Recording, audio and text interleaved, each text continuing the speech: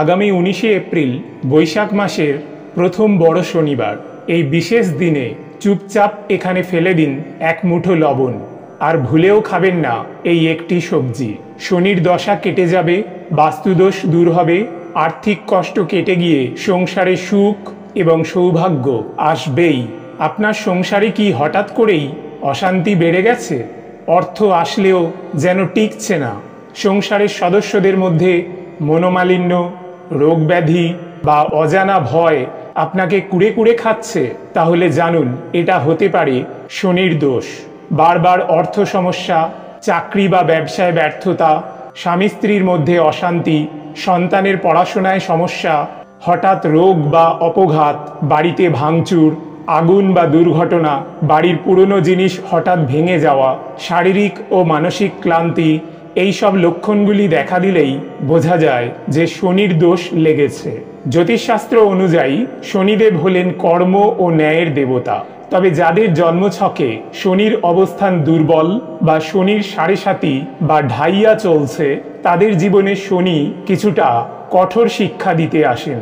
এটা অনেক সময় সংসারে নেতিবাচক প্রভাব ফেলে। সনাতন হিন্দু শাস্ত্র মতে বৈশাখ মাসের প্রথম বড় শনিবারকে অত্যন্ত পবিত্র দিন হিসাবে দেখা হয়। তবে সংসারে শনির দোষ থাকলে ভয় পাওয়ার কিছু নেই। এই দিনে শনিদেবের পুজো করলে এবং কিছু বিশেষ কাজ করলে তার আশীর্বাদ পাওয়া যায়। শনির দোষ সাড়ে সাতির মতো সমস্যা থেকে মুক্তি পাওয়া যায়। একবার শনিদেবের কৃপা পেলে জীবনে উন্নতির দরজা খুলে যায়। জ্যোতিষশাস্ত্র এবং বাস্তুশাস্ত্র মতে শনি দোষ, বাস্তুদোষ ও গ্রহদোষের প্রতিকার এবং দান করার জন্য বৈশাখ মাসের বড় শনিবার দিনটি বিশেষভাবে গুরুত্বপূর্ণ। নমস্কার বন্ধুরা, আজকের নতুন পর্বে আপনাদের সকলকে স্বাগত জানাই। আজ আমরা জানব স্বয়ং ভগবান কৃষ্ণের বলা সংসারে শনির দোষ কিভাবে লাগে, কি কি লক্ষণ দেখা যায় এবং বৈশাখ মাসের বড় শনিবার দিন কোন সবজি খাওয়া নিষিদ্ধ এবং কোন জায়গায় কিভাবে এক মুঠো লবণ ছড়িয়ে দিতে হয়। এই দিন যেভাবে লবণ ফেলে দিলে শনি দোষ, গ্রহদোষ, বাস্তুদোষ কেটে গিয়ে জীবনে আসবে সুখ ও সমৃদ্ধি।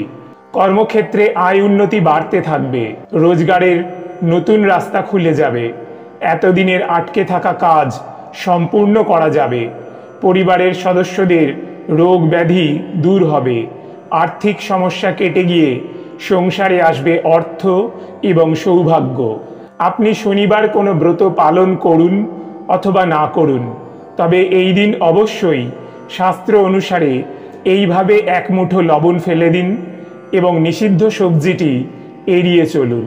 তাহলে আপনি এবং আপনার পরিবার সুখ, ঐশ্বর্য এবং সৌভাগ্যের মুখ দেখতে পাবেন। বন্ধুরা, সংসারে শনির দোষ বিভিন্ন কারণে লাগতে পারে। যেমন জ্যোতিষশাস্ত্র মতে জন্মকুণ্ডলিতে যদি শনির অবস্থান অশুভ হয় বা শনি যদি অশুভ ঘরে থাকে, যেমন অষ্টম ঘরে শনি থাকলে দুর্ভাগ্য, মৃত্যু এবং গোপন শত্রুতা ডেকে নিয়ে আসে।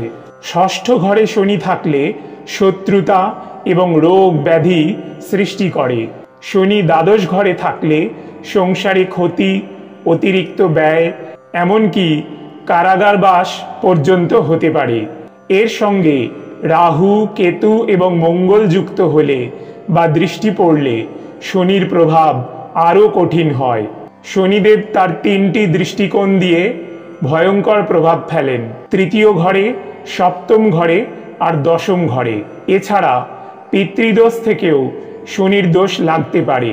পিতৃদোষ মানে পূর্বপুরুষদের কোনো অপূর্ণ কর্মফল বা পাপ, যার প্রভাব বংশের বর্তমান প্রজন্মের ওপর পড়ে। এটা কোনো অভিশাপ নয়, বরং জ্যোতিষশাস্ত্র অনুযায়ী পূর্বপুরুষদের আত্মা অসন্তুষ্ট বা অশান্ত থাকলে জীবনের বিভিন্ন ক্ষেত্রে বাধা সৃষ্টি করে।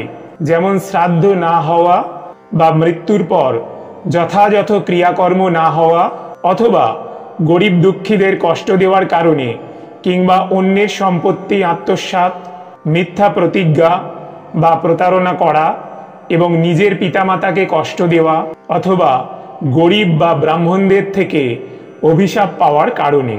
অনেক সময় অকাল মৃত্যু, দুর্ঘটনায় মৃত্যু বা জলে ডুবে মারা গেলে আত্মা শান্তি না পেয়ে জন্মকুণ্ডলিতে দোষ তৈরি করে। জন্মকুণ্ডলিতে পিতৃদোষ থাকলে সাধারণত এই সমস্ত লক্ষণ বা সমস্যাগুলো দেখা যায়।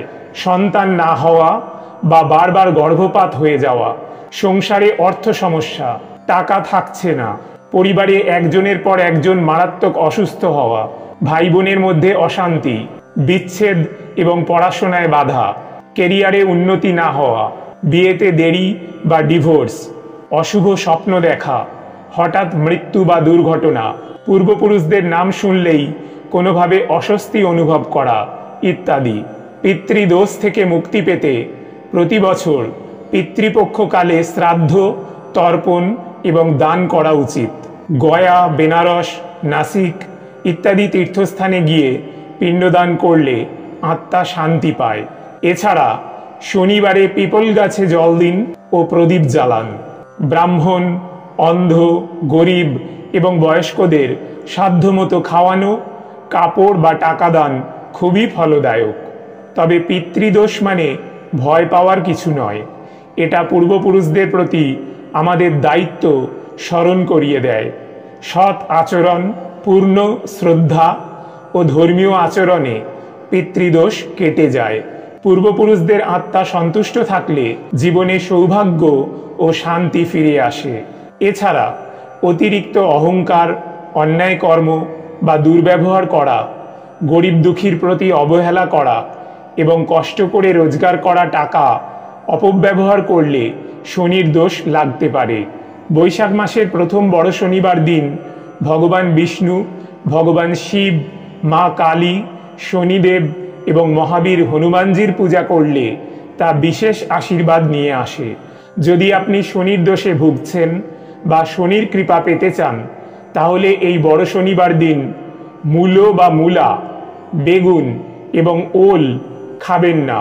শাস্ত্রমতে শনিবার এই সবজিগুলো খেলে তা শনির দোষ বাড়ায় বলে মনে করা হয়।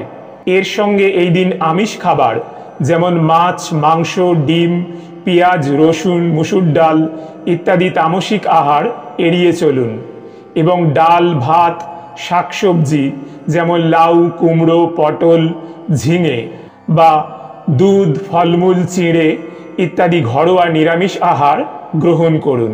বন্ধুরা, বৈশাখ মাসের প্রথম বড় শনিবারে যেটি করবেন তার জন্য আপনার প্রয়োজন হবে 1 মুঠো রান্নার লবণ। এর সঙ্গে লাগবে একটি লাল কাপড়, তার সাথে কিছুটা সর্ষে আর একটি ধূপকাঠি। শনিবার সন্ধ্যাবেলায় বাড়ির প্রধান দরজার সামনে দাঁড়ান। লাল কাপড়ে লবণ এবং সর্ষে জড়িয়ে নিন। এটা একটা পুঁটলির মতো করুন।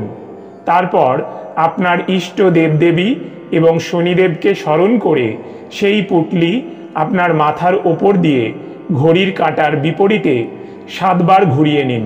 এরপর সেটা বাড়ির বাইরে বা কোনো প্রবাহমান জলে ফেলে দিন অথবা রাস্তার ধারে ফেলে আসুন। তারপরে ধূপকাঠি জ্বালিয়ে দরজার সামনে কয়েক মিনিট রাখুন। এর ফলে আপনার বাড়ি থেকে রোগ ব্যাধি কমবে, নেগেটিভ শক্তি দূর হবে, আর্থিক উন্নতি হবে এবং সংসারে শান্তি আসবে। এই দিন পুজোর পর সম্ভব হলে কাক এবং কুকুরকে কয়েকটি রুটি খাওয়ান অথবা গরুকে সবুজ ঘাস খাওয়ান। এতে করে পূর্বপুরুষদের আশীর্বাদ আপনার উপর বজায় থাকবে। নেশাজাতীয় কোনো খাবার এই দিন গ্রহণ করবেন না। যারা নিয়মিত নেশাজাতীয় কোনো খাবার গ্রহণ করেন, বড় শনিবার দিন অন্তত এইগুলি গ্রহণ না করাই ভালো। এছাড়া এই দিন সকল প্রকার ক্ষৌরকর্ম ও নখ কাটা নিষিদ্ধ। বন্ধুরা, আশা করি ভিডিওটি আপনাদের সামান্য হলেও উপকারে আসবে। ভগবান কৃষ্ণ, মা কালী এবং শনিদেবের কৃপায় আপনারা সবাই ভালো থাকুন, সুস্থ থাকুন, এই প্রার্থনা করি। আজ তাহলে এখানেই ইতি করলাম। জয় ভগবান কৃষ্ণ, জয় মা কালী, জয় বাবা বড় ঠাকুর।